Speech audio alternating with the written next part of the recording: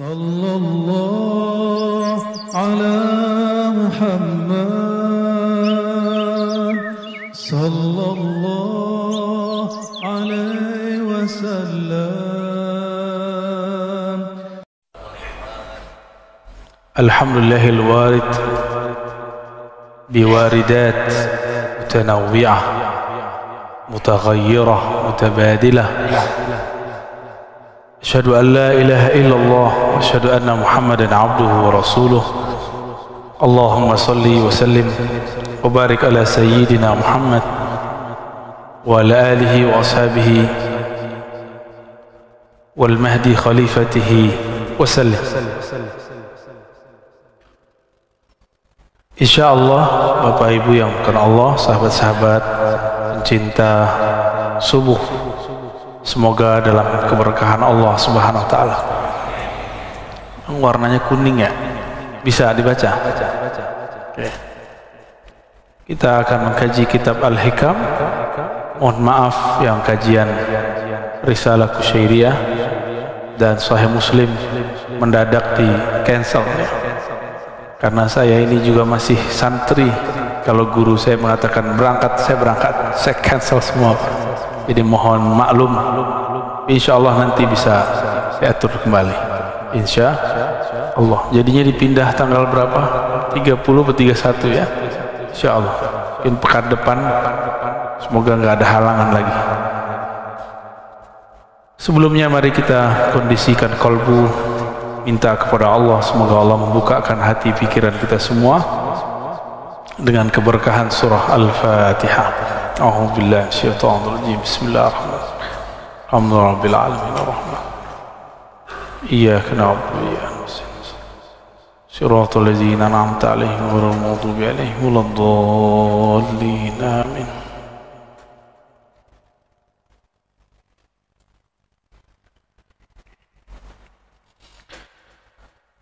Bisanadina al-muttasil al-imam Mu'ta'illah qal, dengan sanad keilmuan yang pernah kita ambil dari masyayikh, dari para guru yang bersambung kepada Imam Mu'ta'illah, beliau mengatakan innama awrada 'alaika al-warida litakuna bihi 'alaihi waridan.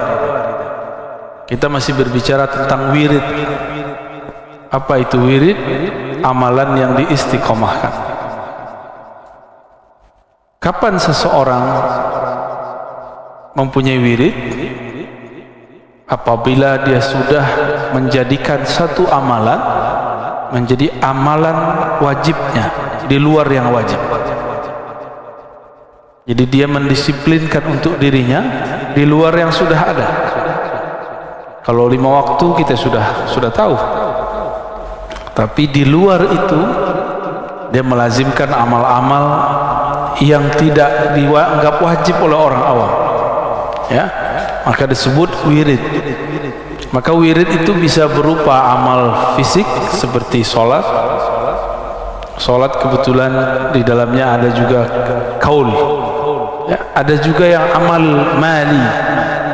maliyah, jadi fisik, badani, fi'li, qauli, ada mali, ada juga mal pakai harta. Orang yang rutin setiap hari bersedekah itu jadi wirid, atau setiap minggu berarti dia berwirid, setiap bulan berarti dia berwirid. Ada yang menjadikan wiridnya umrah setiap tahun. Ada yang ulama kita menjadikan wiridnya setiap tahun haji. Apapun caranya dia pergi haji. Dulu ada imam-imam kita yang hajinya 60 kali, umurnya 80, berarti dari umur 20 sampai wafat dia selalu berhaji. Tapi khusus dia, bukan kita ya. Baik. Tapi wirid secara umum amalan bacaan yang kita rutinkan atau amalan fisik yang kita dawamkan. Misalnya teman-teman ini suka puasa Senin Kemis, maka disebut wirid. Ciri-ciri orang sudah punya wirid selain istiqamah, kalau ketinggalan dia qada. Jadi kalau antum ini malam tadi zikir, ketiduran, qadha besoknya, baru disebut wirid. Jadi kalau masih amalan sunat kok biarin aja, berarti belum jadi wirid. Faham? Ya, punya kebiasaan baca Quran 1 juz sehari, legirihlah tidak kuat, tidak sanggup, maka diqadha esoknya, maka ini disebut bacaannya wirid. Pertanyaannya, lebih duluan wirid atau warid? Nah, apa beda wirid dengan warid? Warid itu anugerah yang Allah berikan, bisa maqam, rasa, hal, ya, getaran saat berzikir, rasa, makna yang muncul dalam berzikir disebut warid. Duluan mana rasa itu datang atau wiridnya duluan? Kalau rasa dulu itu yang benar, karena rasa itu datang dahulu baru kita wirid. Namun karena kolbu ini berpenyakit, rasa itu datang terasa bagi dia hambar. Sebagaimana orang sedang sakit diberikan makanan terlezat, dianggap itu bikin mual. Coba orang lagi demam kasih sop daging, mual nggak nih? Mual. Orang yang bukan mempunyai kolbun salim, kolbu yang selamat, diberikan wirid, diberikan zikir, itu kolbunya nggak merasakan nikmat. Jangan-jangan kita yang begitu, ya? Kayaknya rata-rata begitu deh ya. Sholat subuhnya masih kepikiran kemana-mana soalnya. Jadi warid itu hal rohani, keadaan rohani, anugerah rohani yang Allah berikan kepada orang yang berwirid. Bagi orang awam, beramal dulu baru dapat wirid, dapat warid. Itu terbalik. Bagi ulama yang mengenal Allah, karena ada warid turunlah kita dapat berwirid. Masalahnya tadi, kalau hati kotor, hati sakit, tidak bisa menikmati makanan hati. Ilustrasi lainnya, kalau kita masuk masjid dalam keadaan junub, berani nggak? Dalam ilmu kitab ini, kitab hati, kitab hikam, orang yang lalai kepada Allah disebut junub kolbunya. Jadi kita ini junub terus kayaknya ya. Tapi bukan pakai mandi wajib, dia pakai tobat wajib. Jadi kolbunya dimandikan dengan taubah, dengan istighfar kepada Allah Subhanahu wa ta'ala. Masih tegang ya? Allahumma sholli ala sayyidina. Sayanya yang masih tegang.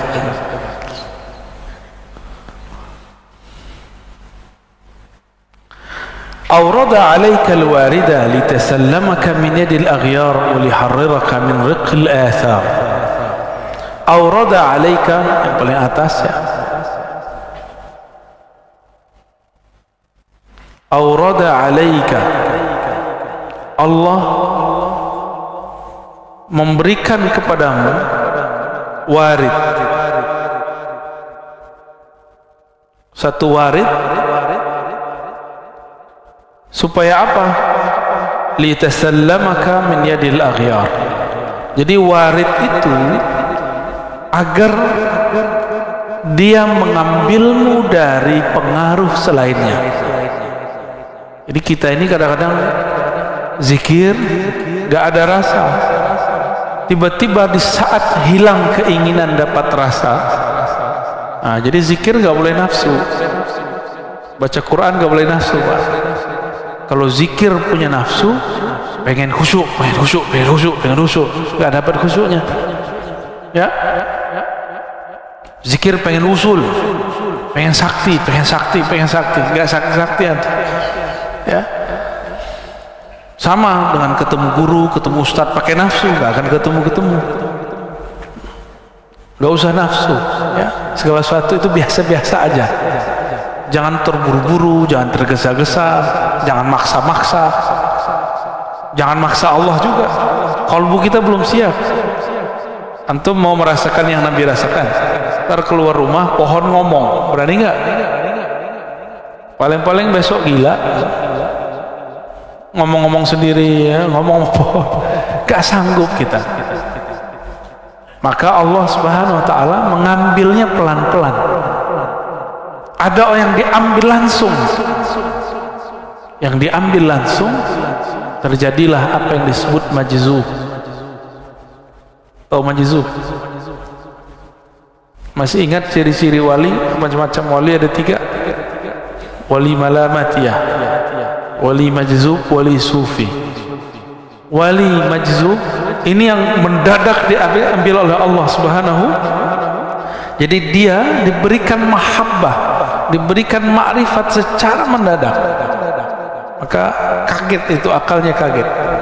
Orang biasa yang tidak mengerti, walaupun gelarnya doktor, ustadz, kiai 1000 kali, kalau nggak faham ilmu ini, dia akan anggap orang yang mengalami itu gila.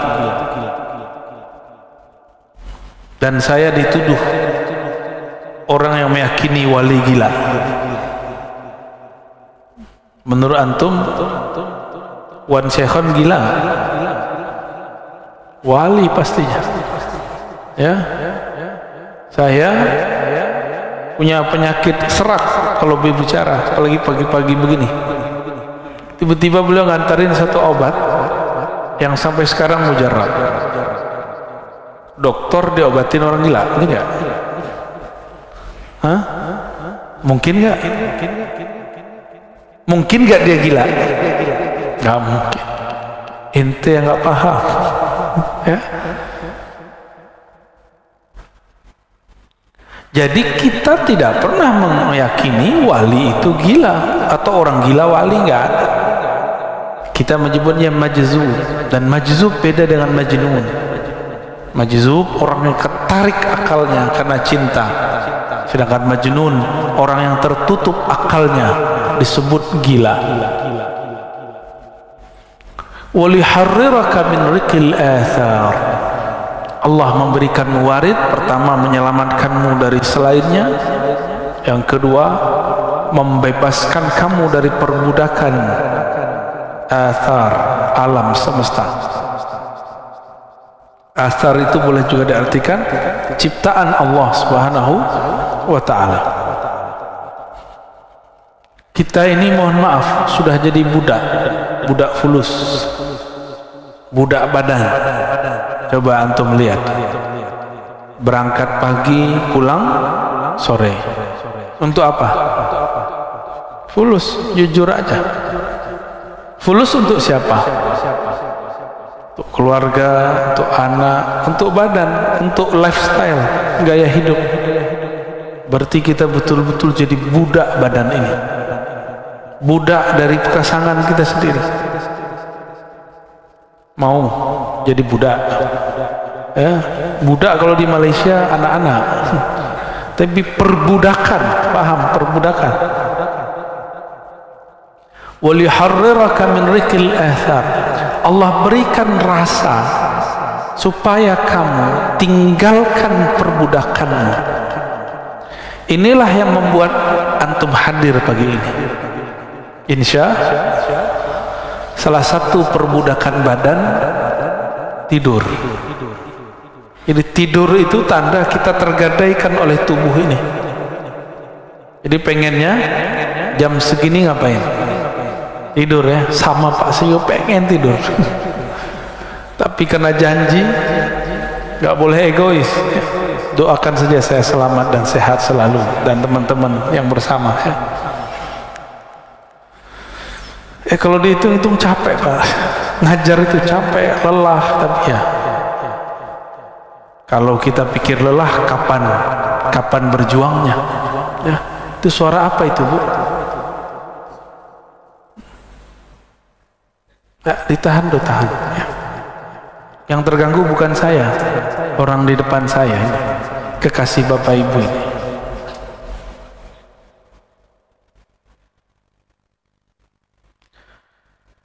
Untuk apa wirid itu? Untuk apa warid itu? Liyukhrijaka min sijni wujudika ila fada'i syuhudik. Jadi kita diberikan rasa dalam berzikir. Tujuannya ini, liyukhrijaka, untuk mengeluarkan engkau min sijin. Sijinnya ini penjara.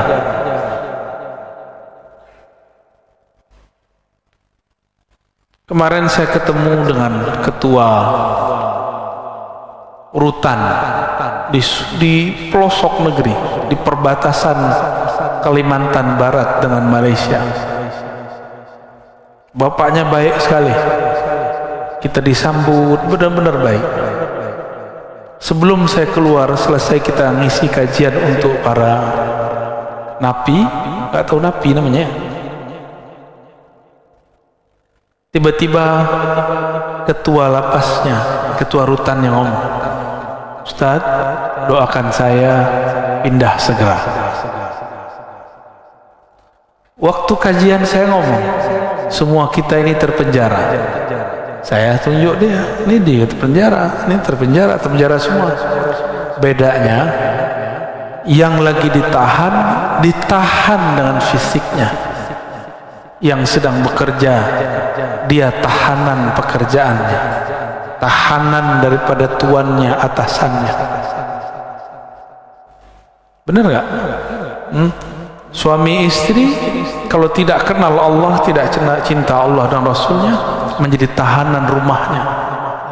Coba lihat suami-suami ngomongnya takut sama istri, padahal yang benar hormat kepada istri. Dua hal yang berbeda. Menghargai istri itu beda sekali.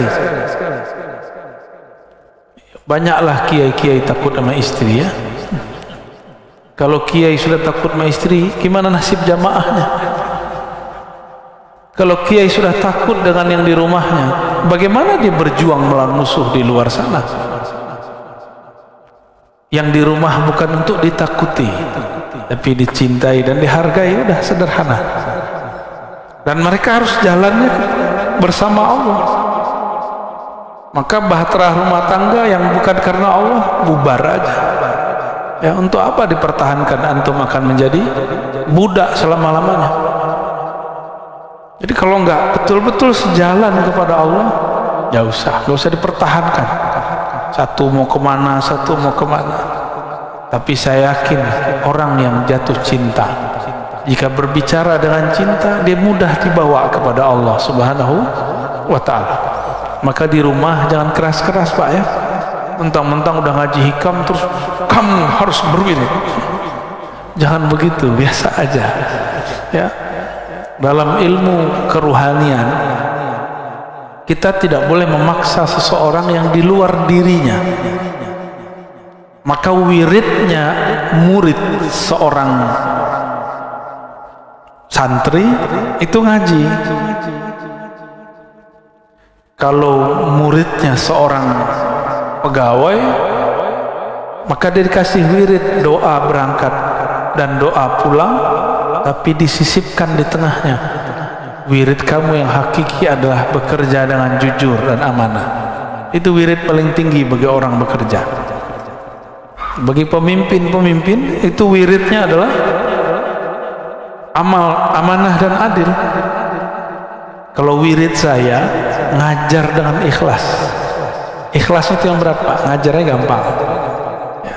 Tapi kalau sudah ikhlas tidak ada lagi yang berat. Kenapa ikhlas itu berat? Karena pakai akal, diakal-akali. Tapi kalau sudah dengan ruhani, maka tiada hambatan. Bapak ibu ini kan sudah bekerja itu dengan hatinya, maka tahu-tahu sudah 10 tahun bekerja ya, tahu-tahu udah 15 tahun bekerja, tahu-tahu udah beruban, tahu-tahu udah jadi kakek nenek. Bener, saking cintanya sama pekerjaan lupa. Saya mau tanya, Bapak sudah nikah berapa tahun? Iya, coba dikenang awal nikah. Langsung teringat? Sebentar nggak? Sebentar, berarti Bapak cinta sama istri. Ya, alhamdulillah. Ente udah hamil. Anak berapa? Rasanya berapa tahun? Ya, rasanya nikah udah berapa lama? Bentar, berarti dia cinta sama bininya kan? Bapak buka tuh bajunya ada tatonya tuh. Ini galak-galak begitu ternyata hatinya lembut ya.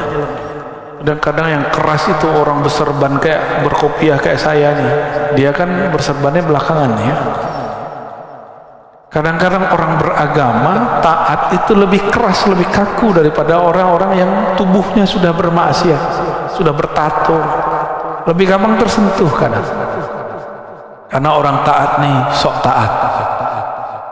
Kalau sudah ada sok sedikit susah masuk ilmu.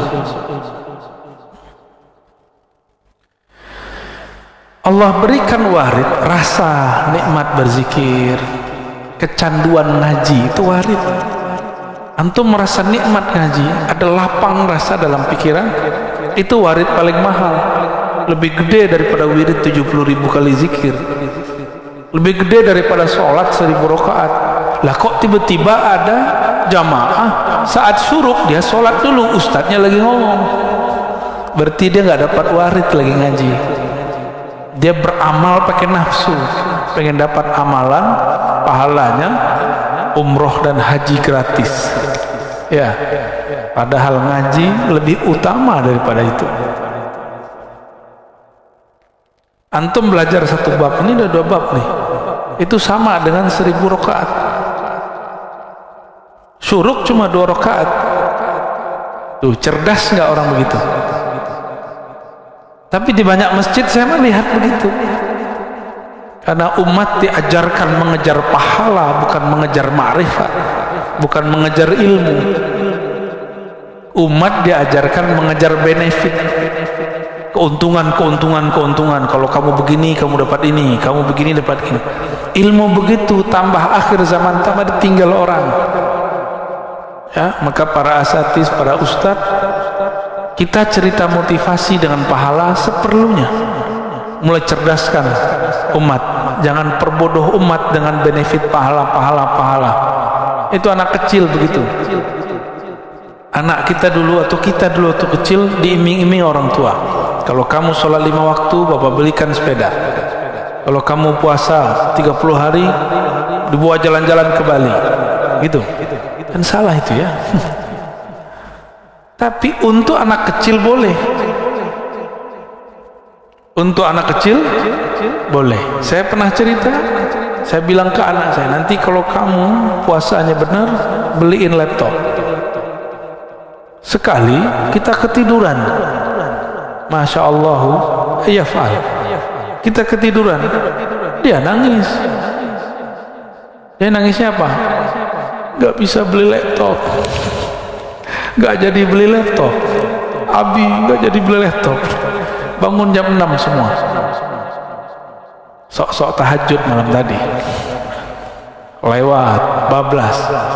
Itu anak nangis bukan karena puasanya tidak lengkap, bukan karena dia tidak sahur, tapi karena dia berpikir tujuan dia tadi apa?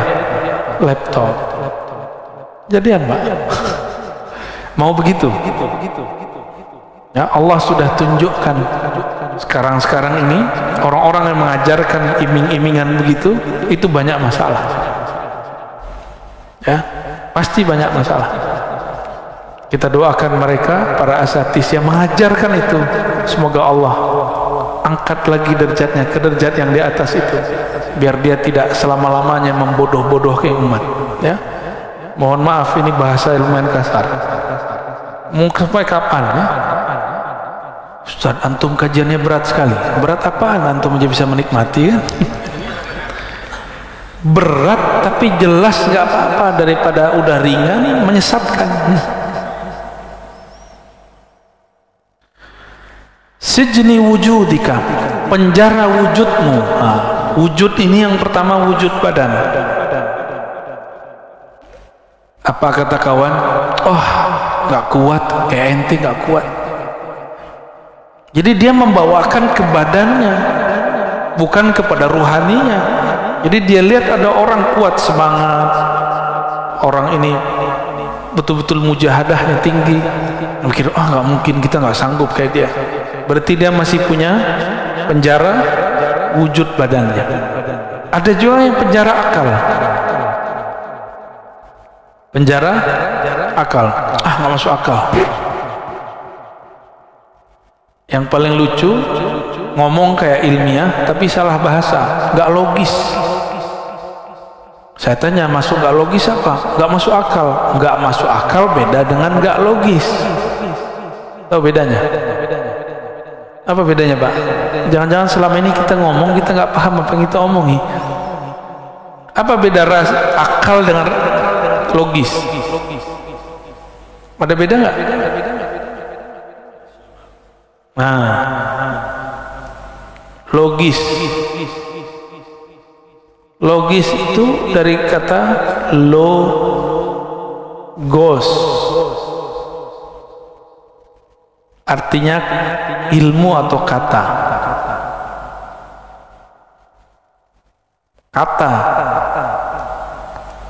Kalau tidak masuk akal, rasio.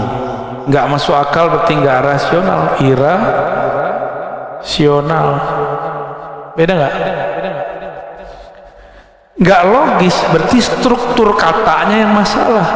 Kalau nggak masuk akal berarti akal nggak sanggup mencernanya. Bisa bedain? Api tidak membakar Nabi Ibrahim, itu masuk ke mana?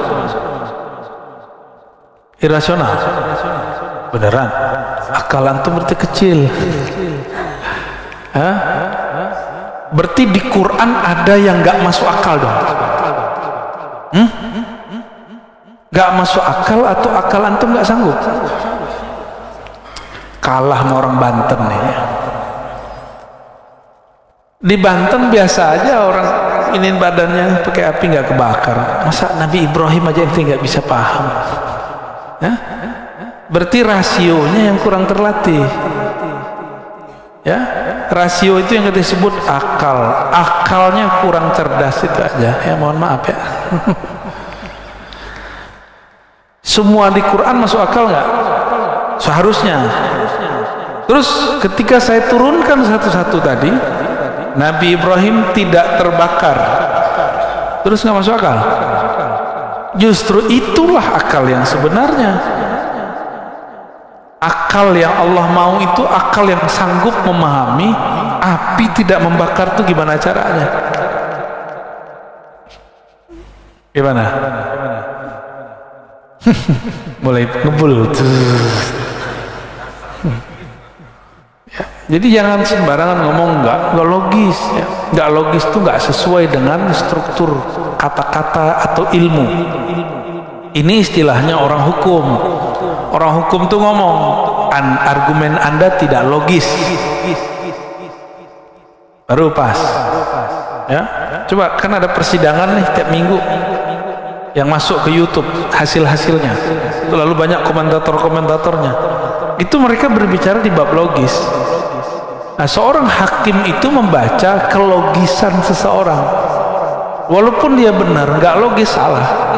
Walaupun dia salah, kalau dia bisa melogiskan dia benar. Nabi sendiri yang ngomong. Jadi kata Nabi, aku ini cuma manusia. Kalau kalian bawa sesuatu dengan hujah yang logis, aku pasti percaya. Aku menangkan di pengadilan. Itu Nabi yang ngomong. Maka banyak ada kasus dari zaman Rasulullah, karena orangnya tidak bisa membawa hujah, dia gagal di pengadilan. Bukan berarti pengadilannya nggak adil, pengadilannya adil secara logis, tapi mungkin nggak adil secara perasaan, gitu. Ya, jadi versi orang awam itu beda, keadilan dengan versi ahli hukum itu berbeda, Pak. Jadi jangan-jangan selama ini kita bilang nggak adil itu versi kejahilan kita. Ya, di zaman Rasul kejadian kok. Memang Nabi nggak kasyaf, Nabi kasyaf. Jangankan Nabi, Imam Abu Ishaq Asy-Syirazi habis memutus, ada dua orang datang saling tuduh menuduh masalah maling. Kalahlah orang kedua, padahal dia tidak salah. besok bakal dipotong tangannya. Subuh-subuh seperti ini, tar siang mau dipotong. Imam Abu Ishaq Asy-Syirazi mimpi bertemu Rasulullah SAW. Apa kata Rasulullah SAW? Wahai Abu Ishaq, akhta'ta, kamu salah. Sebenarnya yang maling yang pertama, yang kedua tidak dapat bawa hujah. Bangun tidur, beliau tidak merevisi hasil keputusannya, karena secara bukti yang dapat bawa bukti siapa?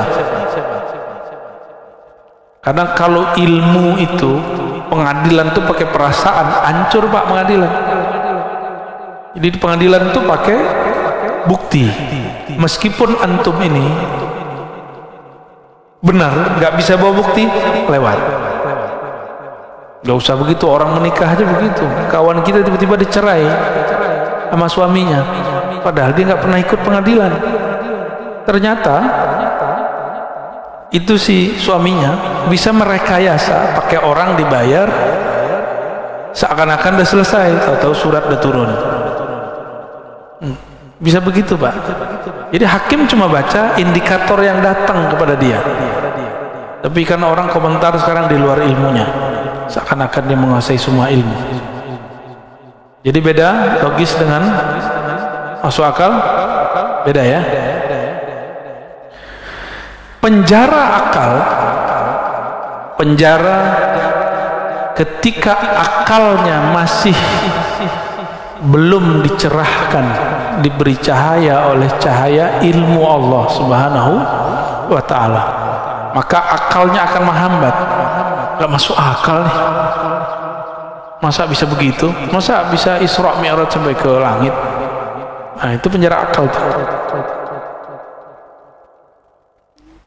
Kita punya seorang guru dulu, dia nggak punya kerjaan menurut kasat mata, tapi dia ngajar. Kita lupa ngajar itu juga pekerjaan.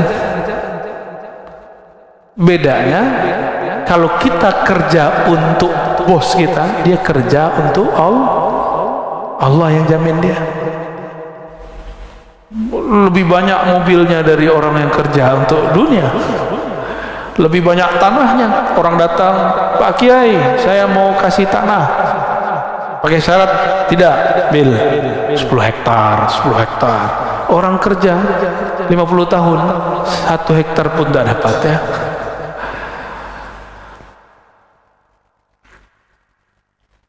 Gimana, masuk akal nggak? Masuk. Berarti akalnya sudah mulai oke ya, udah mulai connect. Ketemu dengan orang mati, mungkin ya? Orang mati itu yang mati apanya?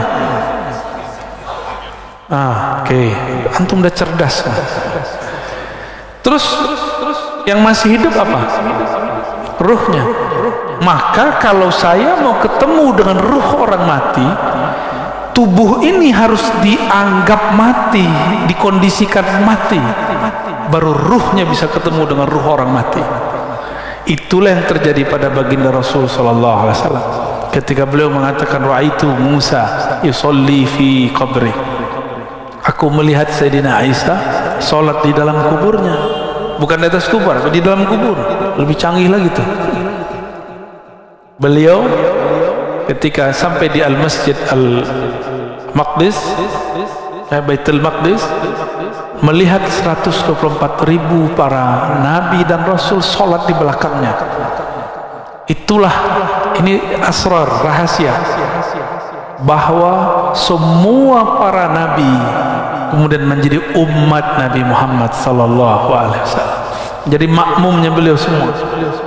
Maka wajar beliau mengatakan, itu Nabi Ibrahim pun butuh syafaatku baru bisa masuk surga, apalagi kalian ya, sok-sokan baru tahajud berapa tahun ya. Baru ngaji sunnah bid'ah kemarin sore udah bisa ngancem-ngancem ustadz ya. Saya bersaksi di akhirat Anda ini sesat. Emang ente sempat jadi saksi? Berarti dia nggak mengenal akhir zaman, akhirat. Jadi ada namanya al-ilmu bi akhir zaman atau bil akhirah, ilmu mengenai akhir zaman dan akhirat, bahwa di akhirat itu nanti orang nggak akan sempat memikirkan orang lain. Hanya Rasulullah lah yang sempat memikirkan selain dirinya dan pewaris Rasulullah Sallallahu Alaihi Wasallam. Orang yang di dunia ini memikirkan umat, nanti dia di sana akan dekat dengan Rasulullah Sallallahu Alaihi Wasallam. Tapi orang yang sekarang di dunia ini dia memikirkan dirinya sendiri, dia jauh dari Rasulullah Sallallahu Alaihi Wasallam. Dari penjara wujudmu kepada fadha'i syuhudik, kepada limpahan penyaksian kepada Allah atau ranah menyaksikan Allah Subhanahu wa ta'ala. Itu tadi. Kalau Bapak bisa masuk akal nggak, kiai di kampung digaji 200.000 sebulan dari pesantren, tapi bisa berangkat umroh haji lebih sering dari Bapak ini. Tiba-tiba mobilnya ganti terus, gajinya 200.000 sebulan. Seperti yang saya katakan tadi, tanahnya tambah terus, orang nitip, orang ngasih, bisa begitu. Gajinya cuma 200, tapi karena dia kerja untuk Allah bukan untuk tuannya, maka Allah Subhanahu wa ta'ala kayakan dia. Yang tadinya, kalau coba pikirin Pak, kerja 24 jam, jadi kiai kan kerja 24 jam, baru mau tidur tiba-tiba gedor-gedor, Pak Kiai sekarat, tolong ditalkin. Mau tidur, udah lama nggak ketemu istrinya, baru senang-senang dengan istrinya, tiba-tiba gedor-gedor lagi, Pak Ustadz ada yang kesurupan. Wah, ustadznya dukun kali ya. Akhirnya datanglah ke sana. Selesai dikasih amplop TKS, terima kasih Ustaz. Gak dikasih apa-apa, tapi si Ustaz bekerja untuk Allah, Allah yang jamin dia. Percaya bahwa keberkahan bukan pada angka-angka. Keberkahan ada karena orang memandang Allah Subhanahu wa ta'ala. Ya. Saya kalau pikir-pikir di pesantren atau di kampus ngajar, malas kita. Tapi kita pikirkan keberkahan, Masya Allah, ya, ada aja. Dan keberkahan itu milik mutlak Allah Subhanahu wa ta'ala, dan dia bisa kirim lewat benda apa saja, di saat kapan saja. Gimana? Yakin anaknya mau jadi kader, jadi kiai? Gaji 200.000 sebulan. Baik. Jadi untuk apa wirid? Warid itu memerdekakan kamu dari perbudakan selain Allah Subhanahu wa ta'ala. Sebenarnya di kolbu ini ada penjara. Sebelum masuk ke dalam kolbu ada penjara, namanya penjara cahaya. Jadi orang kalau masuk ke situ, dia sudah merdeka dari yang sebelumnya, tapi masuk ke penjara baru. Ini ada teksnya di sini ya. Al-anwar matayal qulubi wal asrar. Al-anwar, apa arti anwar?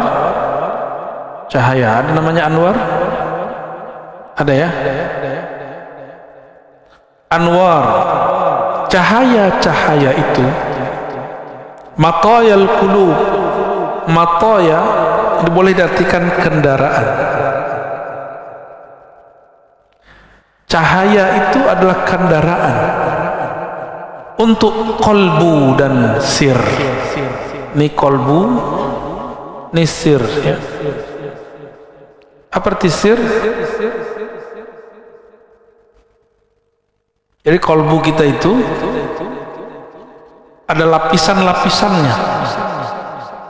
Lapisan terdalam sebelum masuk ke ranah ruh namanya sir ya.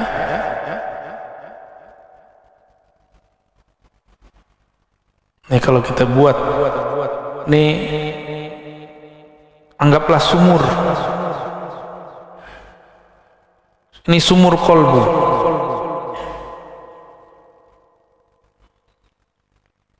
Kalau kita lihat ke dalam sumur, terlihat seperti ini, tambah dalam. Nah, ini kolbu. Ada lagi ke dalam, terus ke dalam. Ya. Yang ini disebut dengan fuad. Fuad itu tempat memutuskan apa saja.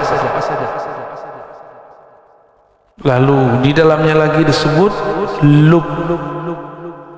Lub itu inti dari kolbu, otaknya otak itu dah. Jadi semua kecerdasan kita ada di lub. Orang yang berpikir dengan lubnya, dia akan mampu membaca 10 tahun ke depan, 5 tahun ke depan. Ini kawan-kawan saya, sebelum pandemi, sebelum ada demam online, dia sudah belajar online dan diejek banyak orang. Tapi dia berpikir tenang dengan lubnya. Dagang sama, yang berbeda cara dagangnya. Benar nggak? Dulu dagang nggak? Saya pernah bercerita di sini, di akhir zaman pasar di mana-mana, tapi sepi. Coba lihat, ruko ada di mana-mana, sepi. Ini zamannya, Pak.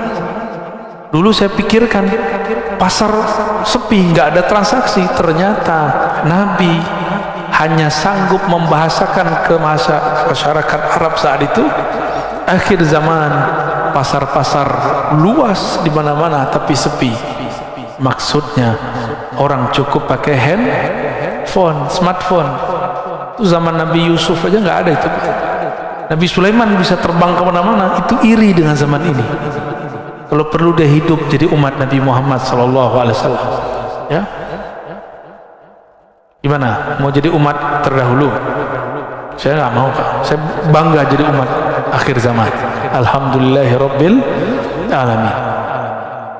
Imam Abu Hanifah berfatwa banyak hal, dan itu berlakunya baru sekarang. Zakat fitrah boleh dengan yang senilai, boleh dengan fulus, boleh dengan yang senilai. Misalnya kita pakai pencet-pencet, jadi nggak? Ya, mohon maaf nih para kiai yang sangat setia dengan mazhabnya, mazhab jadulnya. Saya ini juga bermazhab Syafi'i, tapi Syafi'i usuli, bukan Syafi'i furu'i. Syafi'i manhaj, bukan Syafi'i qauli. Apa bedanya? Syafi'i manhaji, kita meminjam manhajnya Imam Syafi'i, kita pakai. Bisa jadi beda hasil qaulnya. Kita ambil teorinya tapi beda datanya. Data beliau kan zaman dulu, data kita sekarang beda. Teorinya boleh sama. Apa nanti perbedaannya? Coba lihat, ribet nggak? Mohon maaf ya. Kita datang ke kiai, ke ustadz atau panitia zakat, beli beras. Beli beras, Pak Kiai, Pak Ustadz, saya mau zakat. Belilah. Terus serahin lagi, saya mau zakat. Ribet nggak? Hari begini masih begitu. Itu beras paling 2 cuma 3 diputar-putar. Intinya pakai duit tuh. Tapi begitulah ulama ahli fikih menjaga keorisinalitas pemikiran mereka. Cuma saya nggak sepakat kalau harus saklek. Sekarang zaman orang lagi di mobil, lagi di pesawat, di mana bisa becet-becet jadi. Lalu kenapa kita harus mempersulit? Maka jika ada waktu, lakukan itu, lakukan, anterin beras. Jika tidak ada waktu, kita ambil yang baru ini. Jadi nggak boleh saklek juga, nggak boleh juga menghina yang lama. Ya, yang lama kita pertahankan jika memungkinkan. Jika tidak, kita terima yang baru. Itu orang punya lub. Di dalam inilah namanya ruh. Qalbu ini supaya dia bergerak masuk ke dalam fuad, dia harus pakai cahaya. Cahaya apa? Cahaya ma'rifatullah, cahaya mengenal Allah Subhanahu wa ta'ala. Saya boleh sebut ini boleh kita sebut dengan, kalau ada smartphone, ini smart, Smart apa? Kolbu. Kalau smart kolbu, di dalamnya pasti ada memori, server, ada Play Store. Apa kalau Apple itu apa? App Store. Ini juga ada kolbu store. Bukan store, Pak. Apa yang terjadi di sana? Allah menurunkan di dalamnya rahasia-rahasia ilmu pengetahuan. Kenapa ilmunya para ustadz mentok? Ngaji itu yang diulang-ulang karena ilmunya terbatas pada yang tertulis atau yang didengar atau pada hafalannya. Kalau dia punya smart kolbu aktif, ada pulsanya, ada paketnya, kan beda paket beda hasil, Pak. Ya. Atau dia nggak punya, dia cuma punya jaringan wifi, maka dia aktifkan, ya dekat kepada sumber, maka dia bisa mendownload. Orang yang bisa merasakan inilah yang disebut laduni. Jadi paham laduni itu apa? Masuk, bisa dipahami. Jadi laduni itu nggak aneh-aneh. Laduni itu bukan berarti kepala dikeplak-keplak terus masuk ilmu, itu enggak. Ambil kitab terus gini, masukin, enggak begitu. Zikir 70.000 kali dapat laduni, enggak. Laduni itu bukan orang banyak zikir, orang banyak baca. Laduni itu ketika si kolbu tahu dari mana dia menggali. Kolbu menggali dari buku atau kolbu menggali dari lub dan sirnya. Kalau dia menggali dari lubnya, dia bisa memprediksi masa depan. Jika dia menggali dari sirnya, dia dapat membaca rahasia apa saja di alam semesta. Kalau pakai ruh, nggak ada batas, unlimited. Itulah rohani Rasulullah Sallallahu Alaihi Wasallam.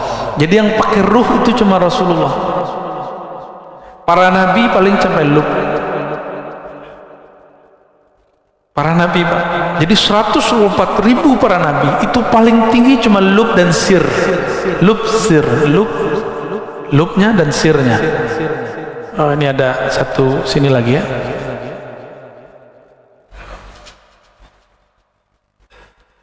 Sampai di situ para nabi. Nah, nabi yang sampai ke sir itulah 313 rasul. Sedangkan selainnya sampai di awal-awal sir itu. Sedangkan yang 313 sudah di ujung. Sudah di ujung pencapaian rohani. Yang menjadi pakar ruh cuma Rasulullah Sallallahu Alaihi Wasallam. Maka ilmunya Rasulullah di atas para malaikat. Jibril nggak bisa tembus, Pak. Jibril cuma sampai ke fuad.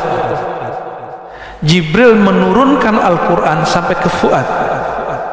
Sebenarnya dia tidak menurunkan, dia cuma nyolek fuadnya Rasulullah.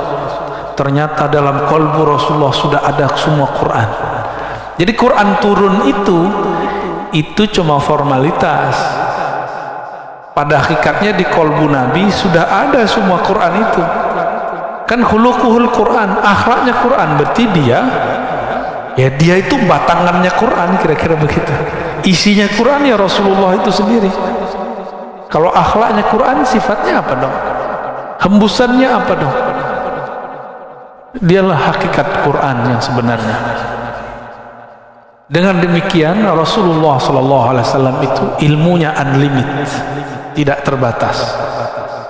Kalau kita ada kuota unlimited, tapi kalau habis jatahnya loading.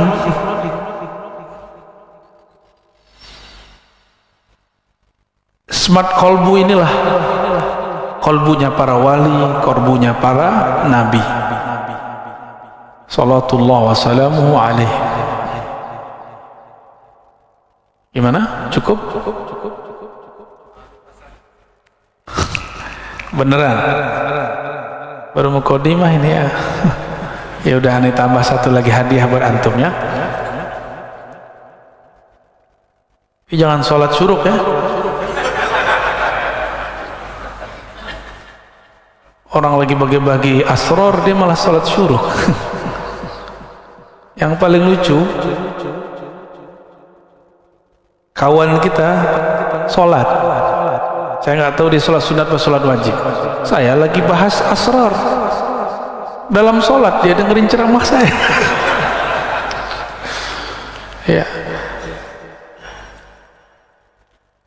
beramal jangan dengan nafsu, ya. Beramal itu ya dengan makrifat itu kita beramal. Kita ini kan senang sibuk tapi hasilnya dikit. Lagi ngapain sibuk? Gaji gitu-gitu aja. Oh, sekarang ini orang udah rebahan, gaji jalan terus. Ya, kaum rebahan. An-nuru jundul qalb. Cahaya keilmuan itu, cahaya makrifat itu jundullah, tentara Allah. Jundul qalbi, tentara qalbu. Tentara butuh komando nggak? Butuh komando. Betul, beneran. Maka ini kolbu harus dilatih mengomandoi nur. Butuh mursyid, syekh yang membimbing dia. Kalau enggak nanti ketika ada cahaya yang tadi tidak terlihat, namanya kasyaf. Paham? Kalau sesuatu terlihat, kolbunya belum terlatih, nanti kolbunya akan tersesat pada kasyaf syaitan. Nah, kasyaf ini terbagi, ya. Kasyaf, apa arti kasyaf? Terbukanya tabir gaib. Kasyaf, ya.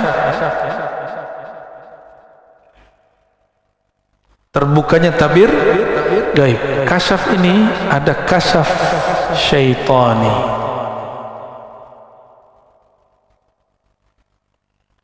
Bukan Pak Tony, ya. Jangan tersinggung nanti Pak Tony. Ada kasyaf, ada banyak ini. Malaki, malaikat. Kasyaf malaikat biasanya dengar zikir. Jadi antum nih kalau jalan, mungkin ada di antara kita nih, pas jalan keluar dengar pohon zikir, itu namanya kasyaf malaki. Ya. Atau seakan-akan terbawa ke alam lain, lalu melihat ada sekelompok komunitas di alam yang kita tidak tahu alamnya, mereka sholat, mereka zikir. Ya, itu namanya malaki. Asik, Pak. Alam-alam begini ini asik. Termasuk yang syaitoni ini asik. Bener asik. Terus ada kasyaf akli, akal kita. Yang paling tinggi kasyaf ilahi. Apa perbedaannya antara ini, kita hapus saja ya, syaitani dan ilahi? Perbedaannya cuma satu. Ilahi menambah seseorang ma'rifat kepada Allah, membuat dia tambah merasa hina. Sedangkan kasyaf syaitani membuat dia merasa sakti, mulia, wali. Dia merasa dirinya lebih tinggi dari wali manapun. Syaitani ini biasanya dicirikan dengan melihat aib-aib orang. Makanya kita tegur kalau ada murid lagi zikir, terus dia melihat kawannya berwajah hitam, saya bilang itu setan yang datang, supaya kamu tengkar dan suuzon kepada kawanmu itu. Ya, jadi jangan langsung percaya. Ciri-ciri kasyaf syaitani, terbukanya aib orang lain, dah gitu aja. Jadi kalau setiap aib itu bukan dari Allah. Dan biasanya kalau itu dari Allah, dia berbicara aib tapi nggak disebutkan orangnya, cuma dikasih simbol-simbol. Suatu kali saya diuji oleh Allah, harus mundur dari semua jadwal saya karena diperintahkan guru. Lalu saya menyarankan orang yang hikmah kepada guru saya, itu nggak percaya kepada panitia yang di sana, karena mereka menurut saya tidak terpercaya. Tapi saya dianggap suul adab dan saya ridho. Tapi sebelum saya meridho itu, tiba-tiba Allah kasih penglihatan lagi tadi, sebelum kayak kita datang ke masjid 15 menit sebelum azan, saya zikir 15 menit, tiba-tiba Allah tunjukkan habis lagi zikir nih, nggak tidur, ada orang kayak santri cium tangan guru saya, tapi lidahnya seperti ular. Tapi orang ini nggak kelihatan wajahnya siapa. Nah, ini berarti dari Allah. Karena saya tidak kemudian bersuuzon kepada siapapun. Cuma kemudian mencari-cari ini siapa. Karena Allah Ta'ala yang menurunkan, maka kita katakan, ya Allah, bimbing aku di jalan, jangan sampai menyalahkan orang yang tidak salah, bantu menyelesaikan masalah. Ternyata betul, bertahap Allah bukakan siapa orangnya tanpa perlu saya ngomong. Jadi kalau kasyaf dari Allah nggak bisa direncanakan. Penciriannya apa yang paling penting? Tidak menyebutkan aib seseorang secara jelas. Gitu ya. Nanti antum nih zikir, tiba-tiba ngelihat di jidat kawan kita ada noda hitam. Nah, itu dari setan tuh. Ya. Itu dari syaitan. Pastikan dari setan. Karena jelas ada orang di situ. Tapi kalau kita tiba-tiba melihat ada sesuatu, orang lagi zikir tapi kepalanya berubah, tapi kita nggak tahu siapa orangnya. Tunggu aja, nanti juga ada.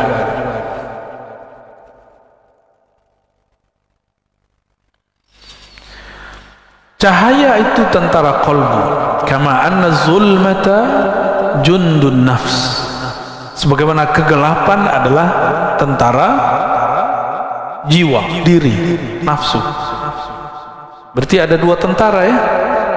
Tentara dalam bab ini itu persis seperti tentara dalam pemahaman militer. Dia punya serangan. Itu zulmah, kegelapan ini. Dia bisa menyerang, Pak. Masuk lewat pikiran, masuk lewat telinga, masuk semua.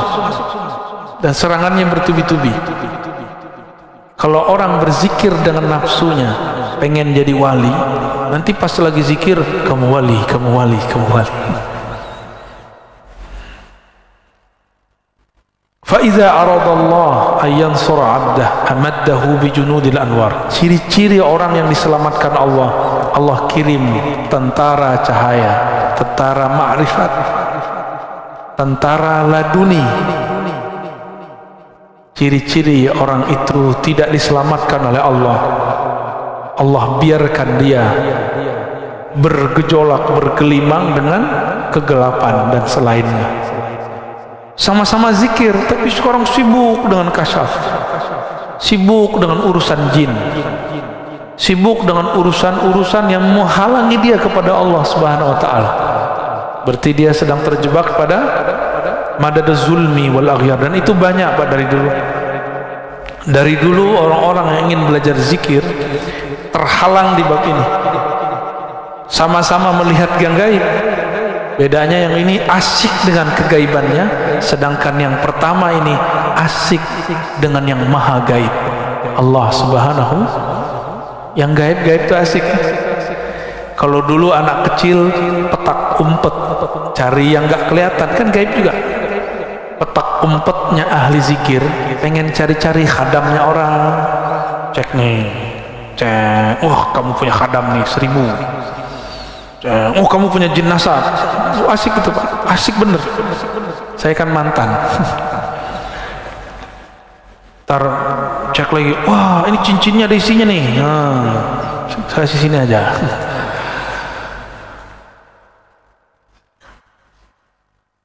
Maka kalau Bapak Ibu nih simpan benda-benda yang diisi-isi, saran saya dikubur aja.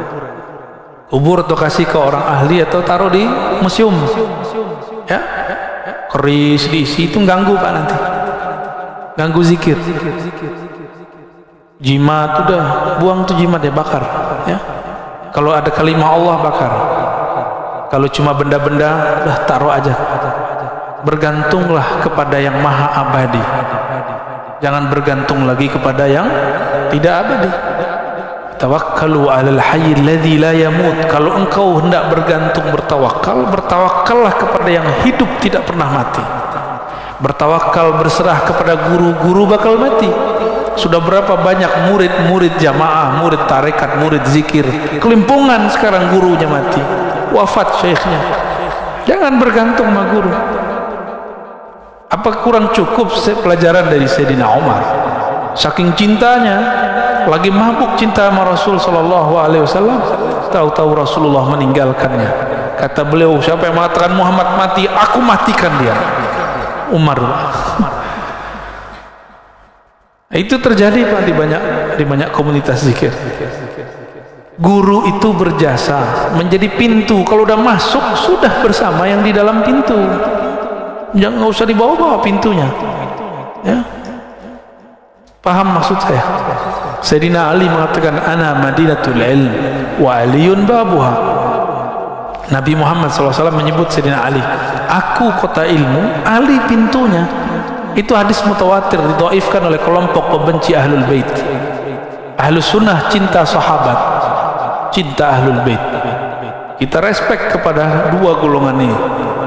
Jadi ciri-ciri ahlus sunnah yang sebenarnya cinta ulama, sahabat, cinta ahlul bait. Cinta ahlul bait bukan berarti membenarkan semua kata-kata ahlul bait.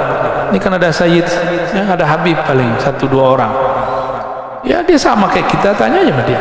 Nggak ngaji dia jadi orang jahil, nggak sholat dia jadi fasik.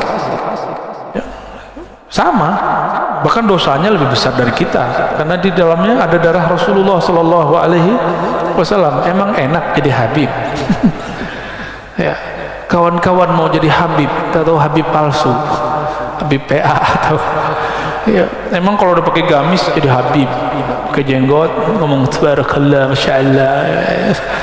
Enggak jadi habib. Habib itu nasab dari Rasulullah SAW dan itu anugerah. Karena ada satu prestasi di alam sana dulu dia buat oleh ruhnya, maka dilahirkan sebagai habib. Habib aja kadang nggak tahu Pak prestasi dia. Apa yang dia buat dulu di sana. Baik. Semoga Allah memberikan kita tentara-tentara kolbu dan diberikan kemampuan untuk mengemondoi tentara-tentara itu. Jangan sampai cahaya sudah masuk tapi kolbu belum siap untuk merawatnya. Maka rawatlah kolbu, bergurulah kepada ahli kolbu. Fas'alu ahli dzikri in kuntum la ta'lamun. Tanya kepada ahlinya jika engkau tidak tahu. Jika tidak tahu fikih, tanya ke ahli fikih, jangan tanya ke sufi. Jika tidak tahu tasawuf, tanya ke ahli tasawuf, jangan tanya ke salafi. Jika nggak mengerti tentang dakwah, jangan tanya kepada ustadz yang cuma ustadz yang malas gerak, apa namanya, mager. Ada ustadz mager, Pak, dia di rumah aja ya, nggak apa-apa juga sih. Jangan tanya jemaah tabligh kepada ustadz mager, nggak paham dia. Sebagaimana antum jangan tanya persoalan suluk khalwat kepada orang yang sedang rehlah dakwah. Dulu kita khuruj, saya ikut khuruj dulu. Sampai di satu tempat, itu orang kampung sana suluk tarekat, zikirnya Allah Allah. Setahu saya dalam khuruj ada bab tidak boleh membicarakan atau menyalahkan khilafiyah. Ini kawan saya menyalahkannya, diusirlah. Untung ada saya sudah pernah bersuluk 40 hari, kita cut dari bisa yang urus. Akhirnya jadi bersahabatlah kita sama orang yang tadi disalah-salahkan itu. Malah dia baca-baca isi hati saya, dia kira saya nggak bisa baca juga. Taib, alhamdulillahi rabbil alamin. Ngebul ya. Semoga Allah kirim tentara kolbu, bukan tentara nafsu. Ya. Dekati ahlinya, jangan jauh dari mereka, amalkan ilmunya. Insya Allah tentara kolbunya dapat dikendalikan. Ya. Amin ya rabbal. Mungkin ada 1-2 pertanyaan. Wow, ini tuh sering nih. Kali beling ya. Fadhal.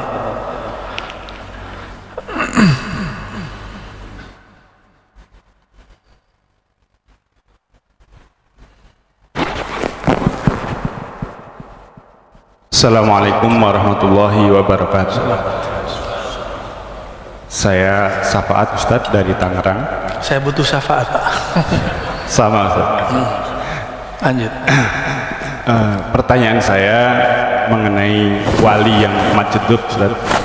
Bagaimana cara kita untuk membedakan kejadian-kejadian atau perbuatan yang khariqul adah itu? Kan orang-orang lain juga kadang-kadang melakukan. Tapi kalau wali majdzub ini ya juga melakukan seperti itu.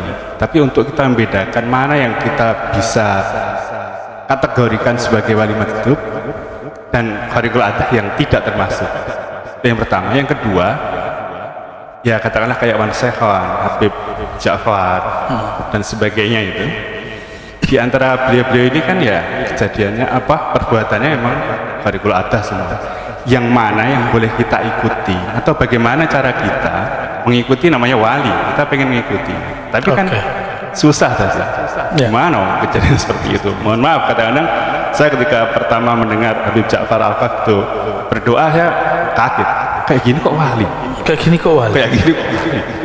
dan banyak gitu ya. Saya akhirnya para kiai cium tangan. Ya. itu seperti itu. Maksudnya kita mana yang harus kita ikuti? Baik.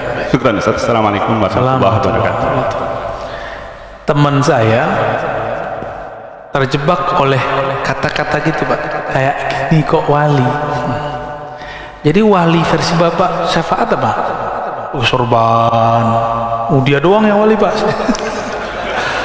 Ya. Tapi ente besok jangan tanggalin serbannya, tetap begitu ya. Kita bayangin wali itu tengah hutan sendiri, ya gak seru, Pak. Jangan bayangin wali itu orang yang sendiri gak punya nafsu. Enggak. Nabi istrinya 9, bukan berarti hatinya kotor. Nabi Sulaiman punya kekuasaan di timur, di barat, bukan berarti dia cinta dunia. Istrinya 600, gundiknya 1000, bukan berarti dia bukan kekasih Allah. Gak ada urusannya. Menurut kita nih, apalagi ibu-ibu ini ya, mohon maaf ibu-ibu, kita mikirin masa wali bininya banyak. Jadi kita konsepnya wali itu nggak ada nafsu. Kalau kayak gitu batal dong kenabian Nabi Muhammad SAW, batal dong kenabian Nabi Sulaiman, kenabian Nabi Daud, istrinya banyak. Wali itu jangan pakai konsep kita. Wali itu pakai konsep yang punya kewalian. Siapa yang punya kewalian? Allah. Nah itu riqil athar juga tuh ya, budak asumsi, paradigma. Jadi tolong jangan pikirkan wali itu semuanya kemana-mana pakai tasbih terus pakai tongkat. Subhanallah. Enggak, Pak. Sesekali saya meniru itu. Malam tadi kita kajian di Tangerang, saya pakai tongkat. Tapi nggak selalu, biar Bapak juga tahu bahwa itu bukan semuanya wali begitu. Kita mah wali murid ya. Benar nggak wali murid? Udah pasti. Mah wali anak kita sendiri ya. Wali menurut Allah itu apa? Ala inna awliya Allah la khawfun alaihim wa la hum yahzanun. Wali Allah itu tidak ada hazannya, tidak ada khaufnya. Jadi wali nih, ini kan kita punya konsep macam-macam. Nah ujungnya ada 2 karakter dia. Apa itu? Tidak ada hazan. Apa arti hazan? Huzun ya. Sedih. Yang kedua khauf. Apa arti khauf? Takut. Wali itu nggak ada itu. Wali-wali yang mengalami tidak ada rusuh di hatinya, tidak ada gundah dalam jiwanya, walinya ada 3. Pertama wali sufi. Nah itu yang antum bayangin tuh ya, kemana-mana pakai tongkat, jenggotnya masya Allah, serbannya masya Allah, kopiahnya rapi, jubahnya rapi, sarungnya rapi, tasbihnya luar biasa, wiridnya terjaga, tertata rapi. Karena sufi pakai thariqah, rekat. Ya, ada wali yang kedua. Ini sufi itu jadi wali zahirnya karena riyadhah dan mujahadah, zahirnya, batinnya tetap Allah. Karena dia rajin berzikir, berwirid, maka dengan asbab keberkahan itu Allah angkat dia jadi wali. Ada wali yang kita sebut tadi apa? Majzub. Majzub ini wali mahabbah, ya, love. Orang kalau sudah jatuh cinta, hilang nggak akal sehatnya? Nah, ini cintanya bukan sama awewe. Ini cintanya sama yang ciptakan kecantikan perempuan itu. Gimana? Kita mabuk loh sama perempuan cantik, bener nggak Pak? Sebagaimana mbak-mbak itu juga mabuk sama bapak yang jelek-jelek ini.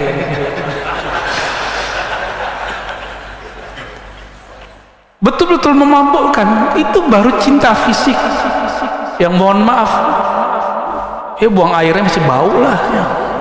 Itu wansehan Pak, sahabat saya saksinya, buang air kecilnya nggak bau, dia pipis itu air seninya nggak bau. Percaya gak? Ini saksinya bukan 1-2 orang, hampir dimanapun dia kencing di situ, mohon maaf ya bahasa kasar begitu, itu orang mengatakan kok nggak bau ya? Itu baru cucu Rasulullah, cicit Rasulullah SAW. Gimana Rasulnya Sallallahu Alaihi Wasallam? Padahal orang rokok itu kan kotor pembersihannya. Normalnya kalau dia ngerokok itu pasti bau, bener nggak? Kita yang nggak ngerokok aja bau karena jengkol. Yang ketiga namanya malamatiyah. Malamatiyah ini ada satu thariqat di Turki namanya malamatiyah, tapi bukan itu. Malamatiyah ini orang yang diberikan asrar dan makrifat mutlak. Itu mutlak. Maka malamatiyah ini karena dia punya asrar di mana? Di bagian paling dalam kolbu tadi, ruh. Dia harus menjaganya. Karena ini permata harus dijaga benar. Coba lihat sekarang, sejak kejadian ada toko emas di Ciputat, tahun kapan itu dibobol orang pas Jumatan, masih ingat? Sekarang semua toko emas di Ciputat itu pakai ya udah kayak penjara Pak. Begitu orang jaga emas, apalagi jaga emas-emas. Ini malamatiyah, jaga rahasia langit dan bumi, bahkan rahasia aras, bahkan rahasia sebelum aras dicipta, bahkan rahasia setelah alam ini ada. Itu dia nyimpen semua di kolbunya orang malamatiyah.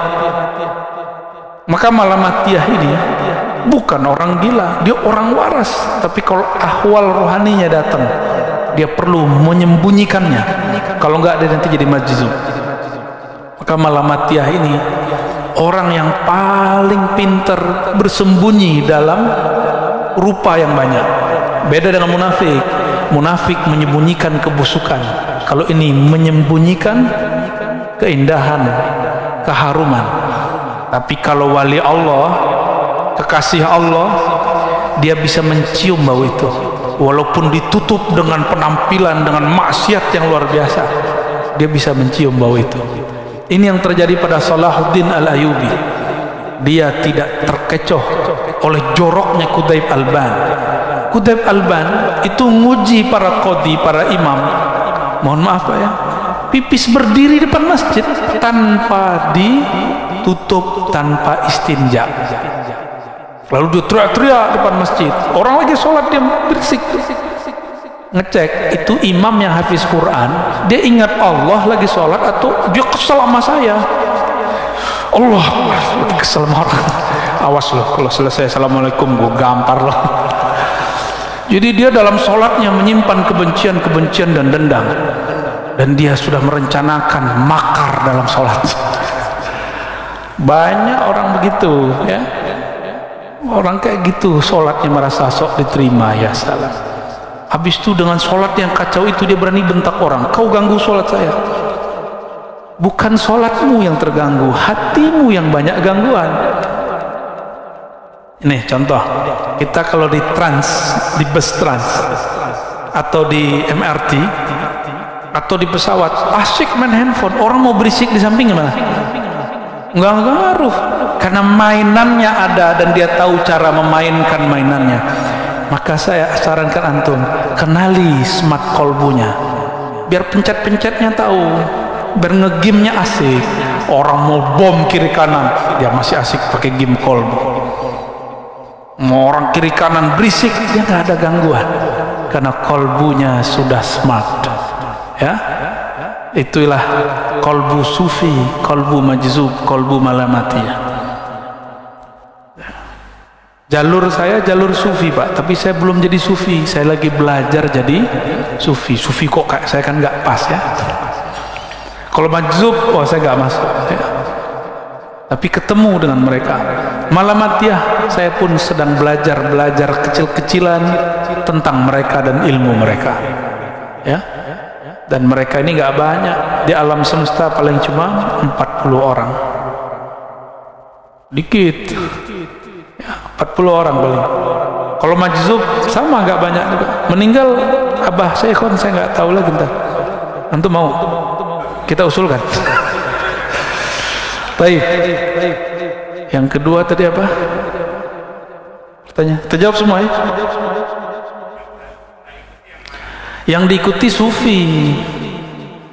Malamatiyah itu kalau dia lagi buka tirainya jadi sufi gitu. Jadi malamatiyah ini dia bisa berbaju majzub, bisa berbaju sufi, bisa berbaju semua thariqah.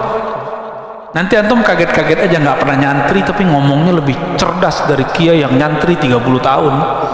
Ada orang nyantri 30 tahun? Nggak ada, anehnya nggak nyampe. Orang cuma di pesantren 15 tahun. Saya nggak ngerti ilmu ma'rifat akhir zaman sampai Allah kasih hadiah pandemi, maka saya mulai belajar kepada orang-orang malamatiyah.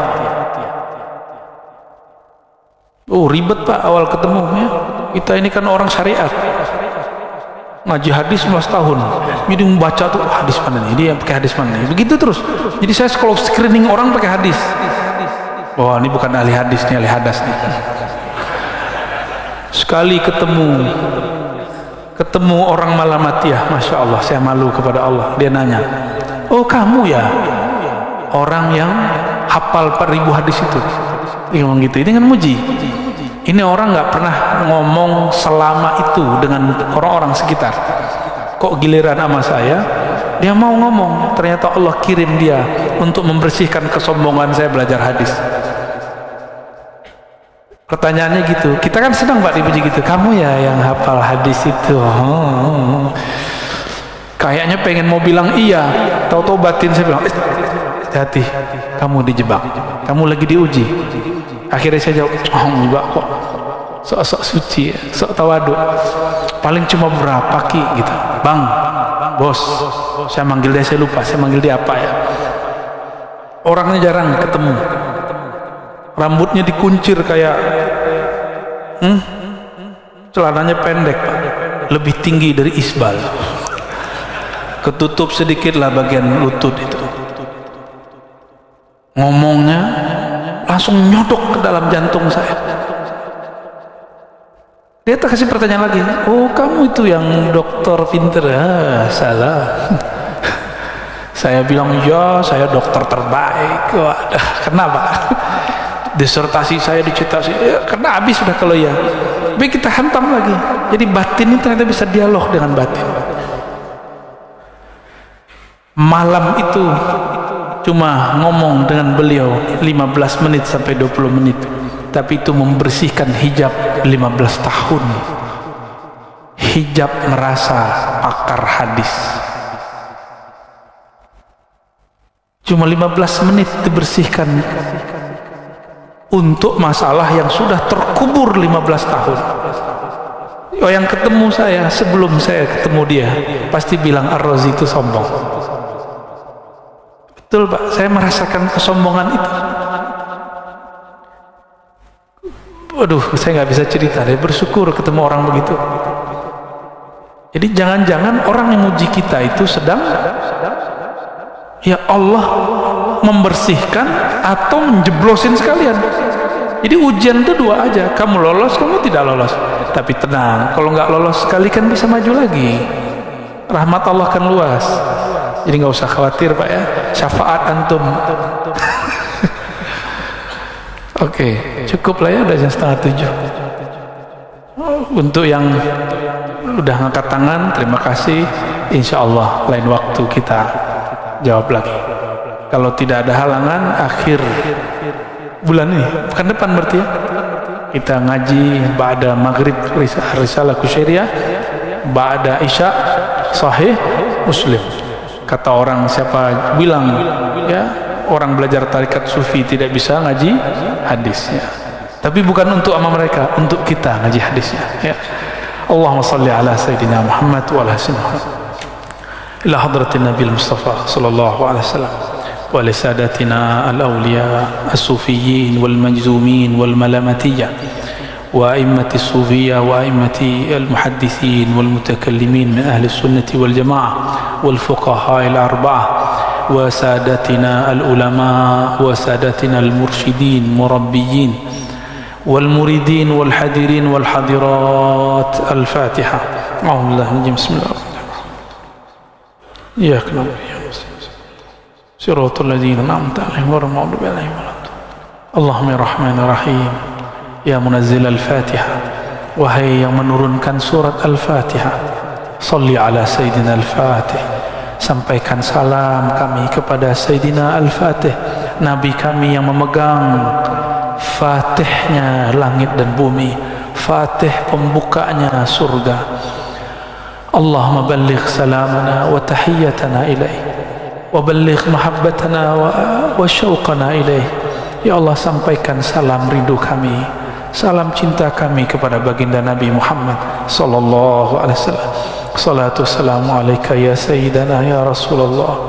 Salam beribu kali salam wahai baginda Rasul, semoga tercurah kepada hadirat engkau. Jawablah salam kami wahai Rasulullah. Terima kami sebagai umatmu wahai Rasul. Terima kami sebagai ikhwanmu di akhir zaman. Allahumma ya Ghaffar ya Ghafur, ya man huwa alimun bidatis sudur. Wahai yang maha mengetahui dosa-dosa kami, aib-aib kami, masa lalu kami, ampunilah semua kedurhakaan kami. Engkaulah yang maha berkuasa untuk merubah kami, maka rubahlah kami ya Allah dari pemaksiat jadi orang taat, dari orang taat yang sombong menjadi orang taat yang tawadu, dari orang berilmu yang merasa dia berilmu menjadi orang berilmu yang merasa ilmunya berasal daripada Engkau. Allahumma ya nur, ya man huwa nurun ala nur, wahai pemilik cahaya, jika matahari penyebab hidupnya tumbuh-tumbuhan dan manusia bahkan hewan di muka bumi, maka engkaulah pemilik cahaya. Dengan cahayamu itulah ya Allah kalbu kami hidup, fuad kami hidup, lub kami hidup, ruh kami terang benderang. Maka izinkan ya Allah kami mendapatkan cahayamu ya Allah, cahaya yang tidak pernah terbenam ya Allah, cahaya yang tidak pernah tertutup oleh awan-awan maksiat ya Allah. Allahumma ya Allah, bebaskan kami dari perbudakan badan kami, perbudakan nafsu syahwat kami, perbudakan akal pikiran kami, bahkan hijab-hijab yang ada di dalam kolbu, fuad, lub dan sir kami. Hantarkan kami ya Allah kepada kesadaran ruhani yang sebenarnya, mengenal Engkau tiada batasnya. Warzuqnal iman wal islam wal ihsan. Dengan kemuliaan Engkau ya Allah, berikan kami hakikat Islam, hakikat iman, hakikat ihsan memandang kepada Engkau. Allahumma ya Allah, kami punya keluarga, punya kawan, punya tetangga, punya bangsa dan negara, maka rahmatilah semuanya ya Allah. Kami punya ulama, punya umara, jagalah mereka ya Allah. Kurangi perselisihan di antara mereka ya Allah. Jika mereka berselisih, bimbinglah mereka ya Allah. Ya Allah, kami sering terpancing ya Allah, terpancing untuk hal-hal yang tidak penting ya Allah. Maafkan emosi kami yang labil ini ya Allah. Maafkan pikiran kami yang selalu suuzon kepada siapa saja ya Allah. Ya Allah, bi quwwati jamalika wa jalalik. Ya Allah, dengan keberkahan jamal, keindahanmu, kelembutanmu, maka jadikan kami hamba-hamba yang di dalam kalbunya ada kelembutan, dalam kalbunya ada kasih sayang. Ya Rabb, akhir kami berdoa, bebaskan kalbu kami dari syirik, dari nifaq, kemunafikan, dari kefasikan, dari riya ya Allah, dari ingin dipuji ataupun takut dibenci, dari ingin pamer, dari puncak semua dosa yaitu lalai kepada Engkau ya Allah. Maka dengan kudrah iradahmu, rahmatmu ya Allah, bersihkan diri kami dari semua penghalang kepada Engkau ya Allah. Rahmati kami, keluarga kami, orang tua kami, guru kami. Rabbana atina fid dunya hasanah wa fil akhirati hasanah wa qina adzabannar. Waqtim lana bil khairat walhamdulillahi rabbil alamin. Subhanakallahumma wa bihamdika asyhadu an la ilaha illa anta astaghfiruka wa atubu ilaik. Assalamualaikum warahmatullahi wabarakatuh.